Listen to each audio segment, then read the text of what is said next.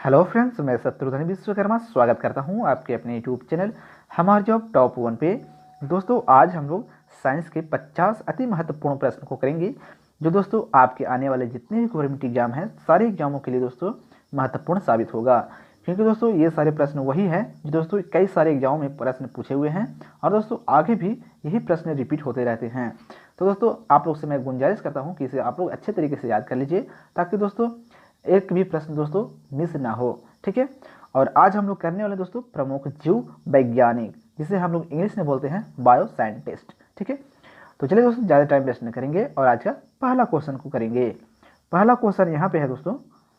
पहला क्वेश्चन में बोल रहा है कि प्राकृतिक वर्णवाद यानी नेचुरल सिलेक्शन से विशेष संबंध था। तो क्वेश्चन नंबर फर्स्ट का जो राइट आंसर होगा ये हो जाएगा ऑप्शन ए, यानी कि चार्ल्स डार्विन का। ठीक है दोस्तों, और ये प्रश्न पूछा हुआ है एनटीपीसी 2021 में। अगला प्रश्न को करेंगे, प्रश्न नंबर टू में है। क्वेश्चन नंबर 2 है दोस्तों, आनुवंशिकता के नियम के जन्मदाता हैं। तो क्वेश्चन नंबर 2 का जो करेक्ट आंसर होगा ऑप्शन सी हो जाएगा, यानी कि मेंडल। ठीक है, और इनका पूरा नाम है दोस्तों ग्रेगर मेंडल। ठीक है, कभी कभी ग्रेगर मेंडल भी दे देता है, तो इसे आप लोग ध्यान में रखिएगा।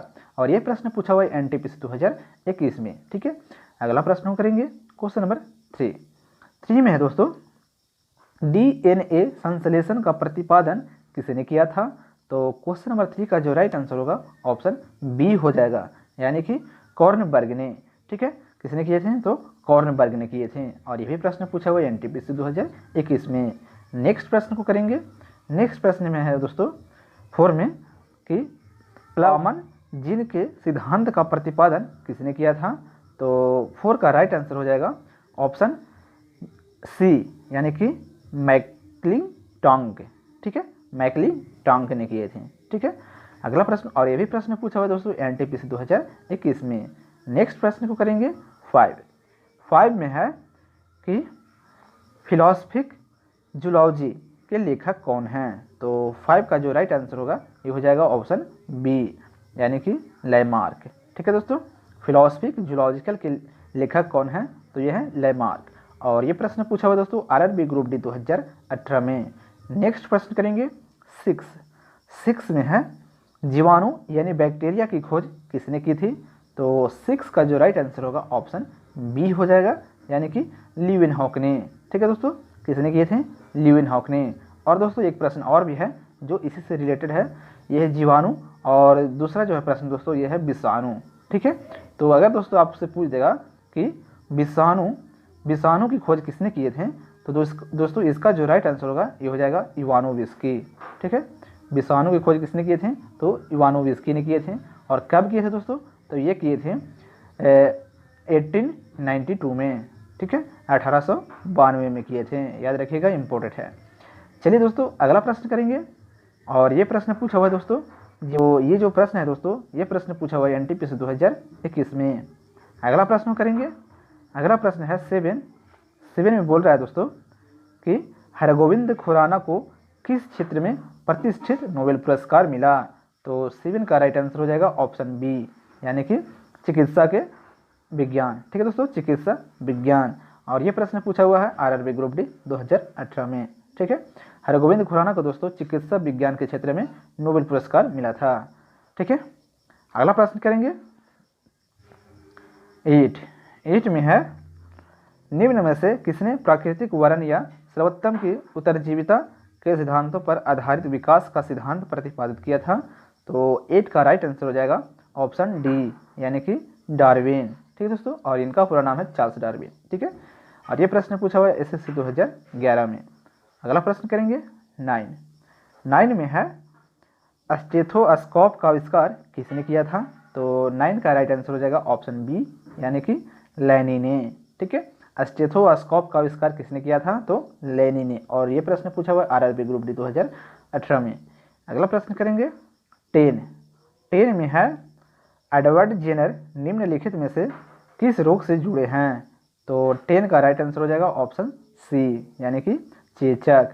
ठीक है दोस्तों, एडवर्ड जेनर जो हैं ये चेचक से जुड़े हुए हैं। मतलब जो चेचक का आविष्कार किसने किए थे, यानी खोज किसने किए थे, तो एडवर्ड जेनर ने। ठीक है, चेचक के टीके की खोज एडवर्ड जेनर ने किए थे। ठीक है दोस्तों, चलिए अगला प्रश्न करते हैं, और ये प्रश्न पूछा हुआ है एसएससी सीपीओ एसआई 2003 में। ठीक है, अगला प्रश्न करेंगे 11 में है, निम्न में से वह वैज्ञानिक है जिसने पहली बार रुधिर परिसंचरण की व्याख्या की थी। तो 11 का राइट आंसर हो जाएगा ऑप्शन बी, यानी कि मेंडल। ठीक है दोस्तों, किसने किए थे? तो मेंडल ने किए थे। अगला प्रश्न करेंगे, अगला प्रश्न है दोस्तों 12 में है, हृदय का पहला प्रतिस्थापन किसके द्वारा किया गया था? तो 12 का जो करेक्ट आंसर होगा ये हो जाएगा ऑप्शन डी, यानी कि डॉक्टर क्रिश्चियन बर्नार्ड ने। और ये प्रश्न पूछा हुआ MPPSC 1994 में। ठीक है, अगला प्रश्न करेंगे 13 में है, DNA की संरचना को सबसे पहले किसने रेखांकित किया? तो 13 का जो करेक्ट आंसर होगा ऑप्शन सी हो जाएगा, यानी कि वाटसन व क्रिक ने। और ये भी प्रश्न पूछा हुआ दोस्तों MPPSC 1994 में, और NTPC 2021 में भी ये प्रश्न पूछा हुआ है। अगला प्रश्न करेंगे 14 में है, विकास का सिद्धांत किसके द्वारा प्रतिपादित किया गया था? तो 14 का राइट आंसर हो जाएगा ऑप्शन डी, यानी कि डार्विन के द्वारा, और इनका पूरा नाम है चार्ल्स डार्विन। ठीक है, तो ये प्रश्न पूछा गया है दोस्तों RRB ग्रुप डी 2018 में। नेक्स्ट प्रश्न करेंगे 15 में है, निम्न में से किसने यह मूल अवधारणा प्रस्तुत की थी कि सभी जीव कोशिकाओं के बने हैं? तो 15 का राइट आंसर हो जाएगा ऑप्शन डी, यानी कि 2 और 4। ठीक है दोस्तों, यानी कि 2 और 4 में कौन है? तो स्लाइडेन है, 2 में स्लाइडेन है, और 4 में कौन है? तो टी स्वान, यानी कि इन दोनों ने मिलकर यह धारणा प्रस्तुत किए थे। ठीक है, ऑप्शन डी इसका राइट आंसर हो जाएगा 2 और 4। और ये प्रश्न पूछा हुआ है RRB GG 2002 में पूछा हुआ प्रश्न है। ठीक है, अगला प्रश्न करेंगे 16 में बोल रहा है दोस्तों कि किसके द्वारा आनुवंशिकता के विज्ञान को आनुवंशिकी कहा गया? तो 16 का राइट आंसर हो जाएगा ऑप्शन डी, यानी कि वाटसन के द्वारा। और ये प्रश्न पूछा हुआ है RRB GG 2004 में। नेक्स्ट प्रश्न करेंगे 17 में है, आधुनिक एंटीसेप्टिक सर्जरी का जनक कौन है? तो 17 का राइट आंसर हो जाएगा ऑप्शन ए, यानी कि लिस्टर, और इनका पूरा नाम है दोस्तों जोसेफ लिस्टर। ठीक है दोस्तों, याद रखिएगा, इंपॉर्टेंट प्रश्न है।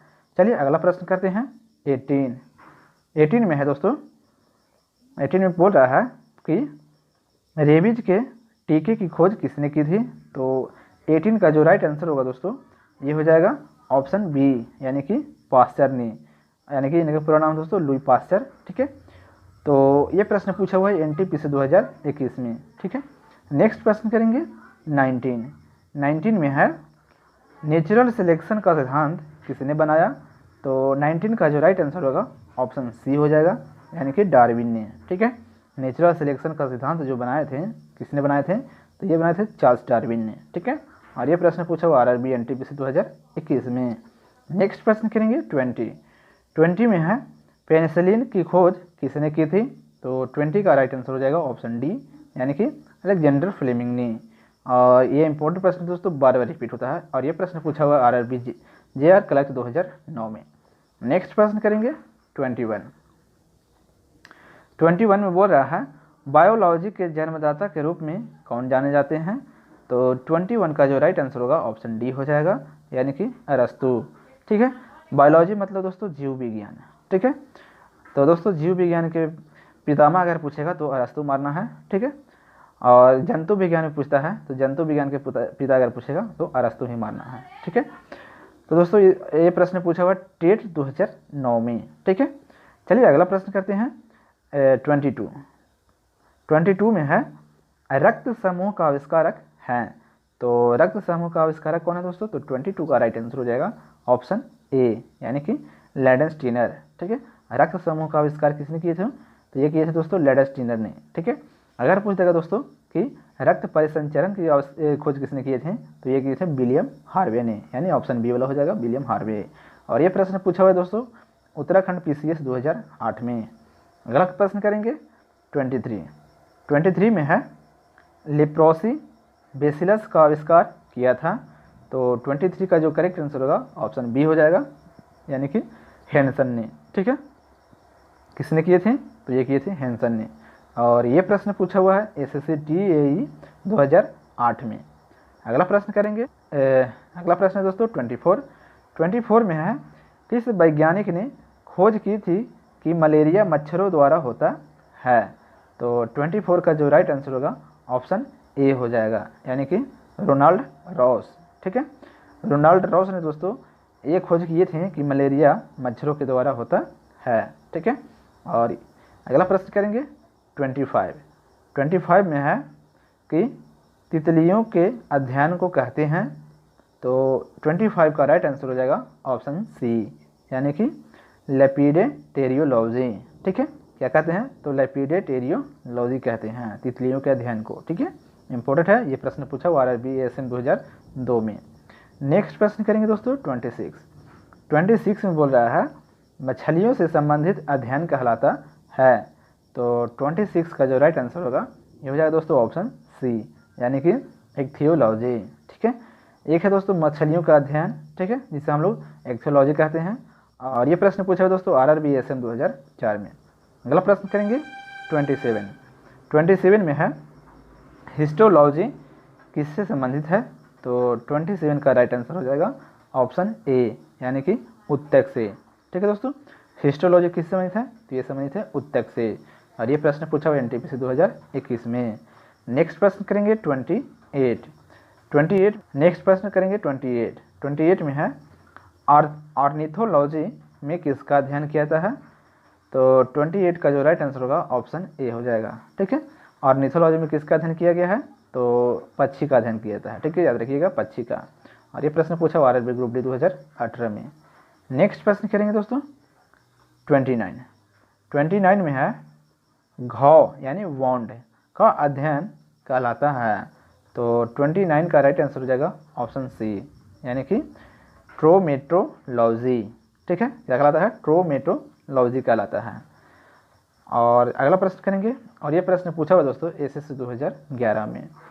नेक्स्ट प्रश्न करेंगे 30 में है कैंसर संबंधित रोगों का अध्ययन कहलाता है। तो 30 का जो राइट आंसर होगा ये हो जाएगा ऑप्शन सी, यानी कि ओंकोलॉजी। ठीक है दोस्तों, कैंसर संबंधित रोगों का अध्ययन किस में किया जाता है, तो ओंकोलॉजी में किया जाता है। ठीक है, चलिए नेक्स्ट प्रश्न करते हैं। नेक्स्ट प्रश्न है दोस्तों 31 में कि ओंकोलॉजी किनका अध्ययन है। तो 31 का राइट आंसर हो जाएगा ऑप्शन बी, यानी कि कैंसर का। ठीक है, और ये प्रश्न पूछा हुआ RRB GAR क्लर्क 2009 में। अगला प्रश्न करेंगे 32 में है आनुवांशिकी किससे संबंधित है। तो 32 का जो करेक्ट आंसर होगा दोस्तों ये हो जाएगा ऑप्शन ए, यानी कि आनुवांशिकता से। ठीक है, आनुवांशिकी जो है दोस्तों ये आनुवांशिकता से संबंधित है, और ये प्रश्न पूछा हुआ RRB NTPC 2021 में। ठीक है, नेक्स्ट प्रश्न करेंगे। नेक्स्ट प्रश्न में दोस्तों 33 में बोल रहा है कि रक्त में एंटीबॉडी एवं एंटीजन के अध्ययन को क्या कहते हैं। तो इसका जो राइट आंसर होगा दोस्तों ये हो जाएगा 33 का जो राइट आंसर होगा ये होगा दोस्तों ऑप्शन सी, यानी कि सीरोलॉजी। ठीक है दोस्तों, रक्त में एंटीबॉडी एवं एंटीजन के अध्ययन को कहते हैं। तो क्या कहते हैं दोस्तों, तो ये कहते हैं सीरोलॉजी। 33 का राइट आंसर होगा ऑप्शन सी। ठीक है, चलिए अगला प्रश्न करते हैं 34 में है पारिस्थितिक विज्ञान इकोलॉजी का किससे संबंध है। तो 34 का जो राइट आंसर होगा ऑप्शन सी हो जाएगा, यानी कि शरीर संरचना और वातावरण। ठीक है दोस्तों, शरीर संरचना और वातावरण से। नेक्स्ट प्रश्न करेंगे 35 में बोल रहा है दोस्तों कि निम्न में से कौन सा एक वाहन प्रदूषण का भाग है। तो 35 का जो राइट आंसर होगा ऑप्शन ए हो जाएगा, यानी कि हाइड्रोजन। ठीक है दोस्तों, भाग है, तो हाइड्रोजन जो है दोस्तों ये क्या है, वाहन प्रदूषण का भाग है। भाग है नहीं दोस्तों, यहाँ पे नहीं होना चाहिए था, भाग नहीं है। ठीक है, यहाँ पे मिसप्रिंट हो गया है, भाग नहीं है होना चाहिए। तो हाइड्रोजन जो है दोस्तों ये वाहन प्रदूषण का भाग नहीं है।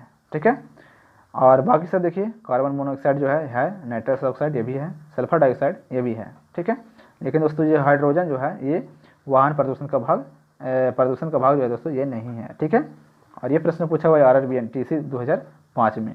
ठीक है, चलिए अगला प्रश्न करते हैं 36 में है ऊर्जा के किस रूप में प्रदूषण की समस्या नहीं होती है।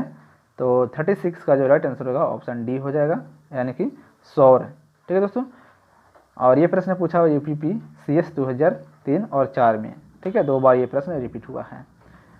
सौर का मतलब दोस्तों सौर ऊर्जा। ठीक है, उसमें कोई प्रदूषण की समस्या नहीं होती है। बाकी कोयला हो गया, परमाणु हो गया, पेट्रोल हो गया, ये सारे में दोस्तों प्रदूषण की समस्या होती है। ठीक है, प्रदूषण फैलता है इससे। चलिए अगला प्रश्न करते हैं 37 में है दो भिन्न समुदाय के बीच का संक्रमणीय क्षेत्र कहलाता है। तो 37 का जो राइट आंसर होगा ये होगा ऑप्शन डी, यानी कि इको टाउन। क्या कहलाता है दोस्तों? इको टाउन कहलाता है। और ये प्रश्न पूछा हुआ UPPCS 2012 में और NTPC 2021 में भी ये प्रश्न पूछा हुआ है। ठीक है, चलिए अगला प्रश्न करते हैं 38 में है चारण आहार श्रृंखला के आधार तल में जीव होते हैं। तो 38 का राइट आंसर हो जाएगा ऑप्शन ए, यानी कि उत्पादक। ठीक है दोस्तों, क्या होते हैं? उत्पादक होते हैं। अगला प्रश्न करेंगे, और ये प्रश्न पूछा हुआ SSC 2012 में। इसमें दोस्तों पारिस्थितिक तंत्र में तत्वों के चक्रण को क्या कहते हैं? तो 39 का राइट आंसर हो जाएगा ऑप्शन बी, यानी कि जैव भू रासायनिक चक्र। ठीक है, क्या कहते हैं? जैव भू रासायनिक चक्र कहते हैं। और ये प्रश्न पूछा हुआ UPPCS 2012 में। अगला प्रश्न करेंगे 40 में है ताल पारिस्थितिक तंत्र की स्थिरता निर्भर करती है। तो 40 का जो राइट आंसर होगा दोस्तों ये हो जाएगा ऑप्शन डी, यानी कि उत्पादकों और उपभोक्ताओं पर। ठीक है, उत्पादकों और उपभोक्ताओं पर। चलिए अगला प्रश्न करते हैं 41 में है जीन्स बने होते हैं। जीन्स का मतलब दोस्तों जो लोग पहनते हैं वो जीन्स नहीं। ठीक है, एक ह्यूमन मानव शरीर के अंदर पाए जाते हैं। ठीक है, शरीर में पाए जाते हैं जीन्स। ठीक है, हार्मोन होता है एक प्रकार का। ठीक है, तो 41 का जो राइट आंसर होगा दोस्तों DNA।